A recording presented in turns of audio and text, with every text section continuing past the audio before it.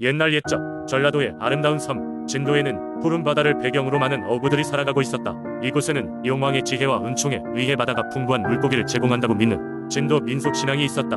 진도 사람들은 바다에 나가기 전마다 용왕을 기리는 제사를 드리며 평화로운 항해와 풍성한 수확을 기원했다. 이 신앙 속에는 많은 이야기들이 전해져 오고 있었는데 그중 가장 유명한 것은 어부 이씨의 전설이었다. 이씨는 젊고 열정적인 어부로 그는 매일같이 바다에 나가 용왕의 가호를 구하며 많은 물고기를 잡아 가족들을 먹여 살렸다. 그는 어머니와 병약한 아내 그리고 두 아이를 부양하고 있었다. 그러나 어느 해 이상기후와 잦은 태풍으로 어획량이 급격히 줄어들어 마을 전체가 어려움을 겪게 되었다. 사람들은 더 이상 바다에서 나설 엄두를 내지 못하고 용왕의 진노가 아니냐며 불안해했다. 그러던 어느 밤 이씨는 꿈을 꾸었다. 꿈속에서 바다 위에 떠오른 용이 나타나 그에게 말했다. 이 어부여, 두려워 말고 내 말을 잘 들어라. 너희 앞길에 큰 시련이 있을 것이나 그것은 너희 마을을 구할 기회이기도 하다. 내일 밤 달빛이 가장 밝을 때 너는 바다로 나가봐.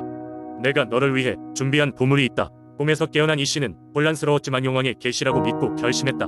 다음 날 밤 이씨는 두려움을 떨치고 용왕의 말을 따랐다. 그는 늙어가는 모터보트를 타고 깊은 바다로 향했다. 달빛이 바다를 은빛으로 물들이고 있었고 기이한 고유가 온 주위를 감싸고 있었다. 이씨는 노를 젓던 도중 갑자기 눈앞에 작은 섬이 모습을 드러내는 것을 보았다. 다가가 보니 섬 중앙에는 황금빛으로 빛나는 상자가 있었다.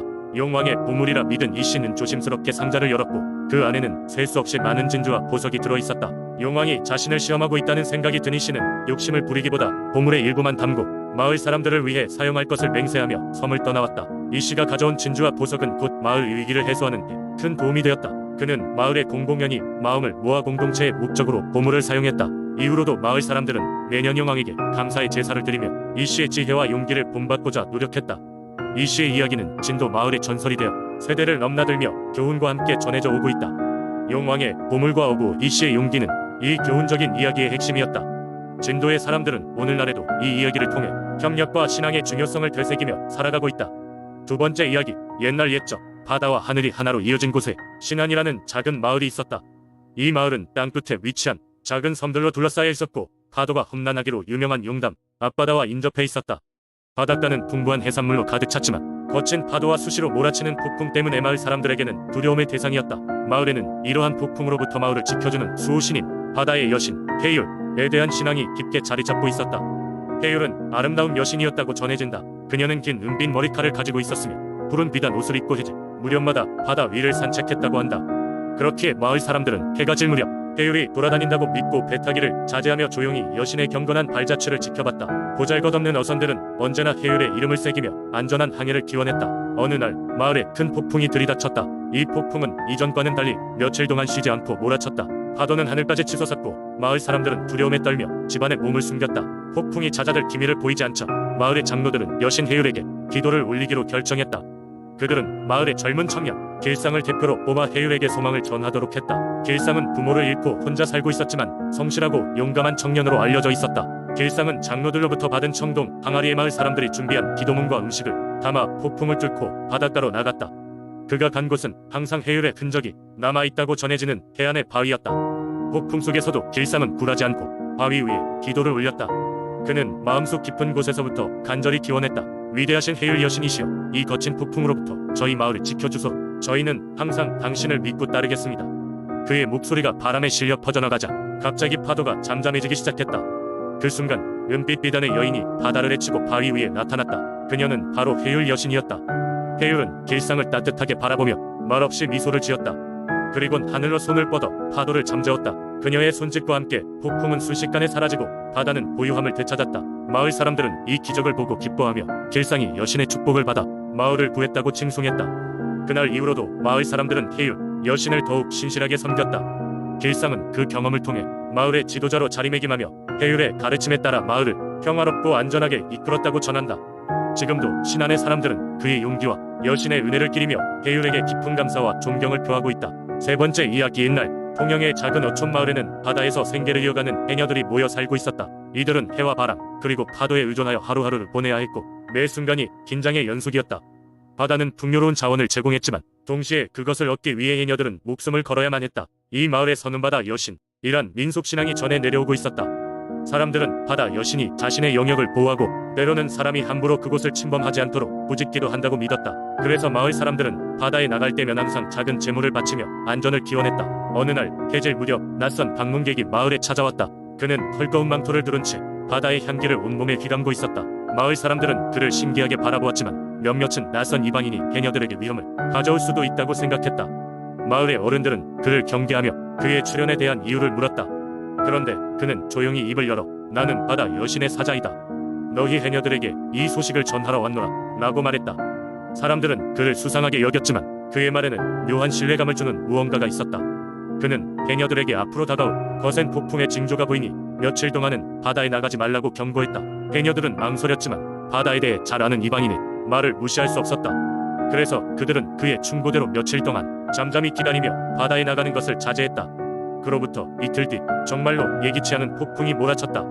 바다에서는 사나운 파도가 몰려왔고 해녀들이 잠긴 물속에서 목숨을 건지고자 발버둥치는 일이 벌어졌을지도 모른다.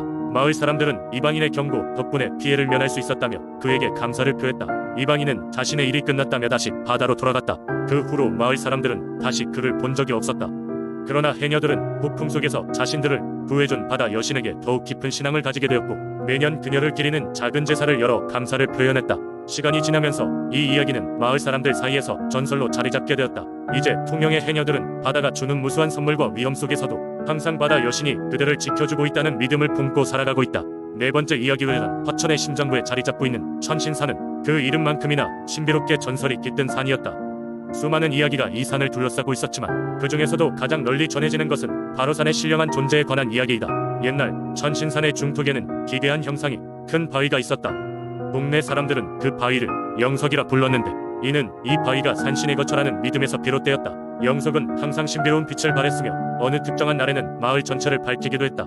매년 음력 7월 15일 마을 사람들은 영석 앞에서 제사를 지내며 산신께 풍요와 평안을 기원했다.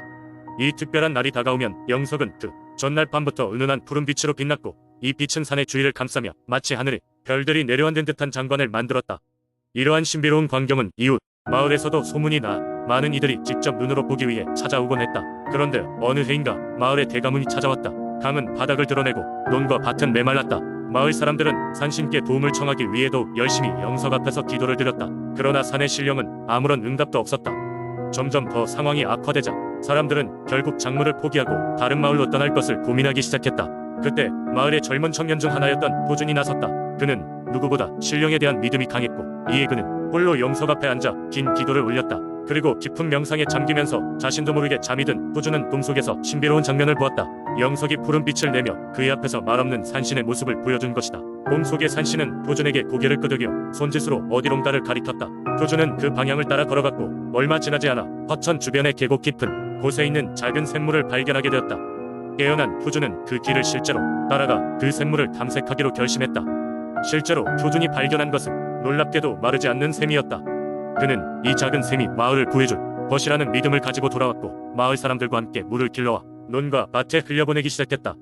놀라운 일이 벌어졌다. 메마른 대지가 순간적으로 생기를 되찾으며 다시금 푸르름을 되찾기 시작했던 것이다. 마을 사람들은 산신의 은혜에 깊은 감사를 표했고 그해 제사의 규모는 더욱 커졌다. 이 소식은 먼 지역까지 퍼져나갔고 많은 사람들이 화천의 천신산이 돌봐준다는 말을 믿게 되었다. 영석의 신비로움과 그곳 산신의 전설은 주민들에게 오랜 세월 동안 전해 내려오며 마침내 마을의 끈끈한 유대와 풍요의 상징이 되었다. 오늘날에도 화천의 천신산은 그 영험함을 잃지 않고 지역 주민들의 숭배와 존경의 대상으로 남아있다. 그리고 이 복을 받은 마을은 세월이 흘러도 늘 평안과 번영을 누리고 있다.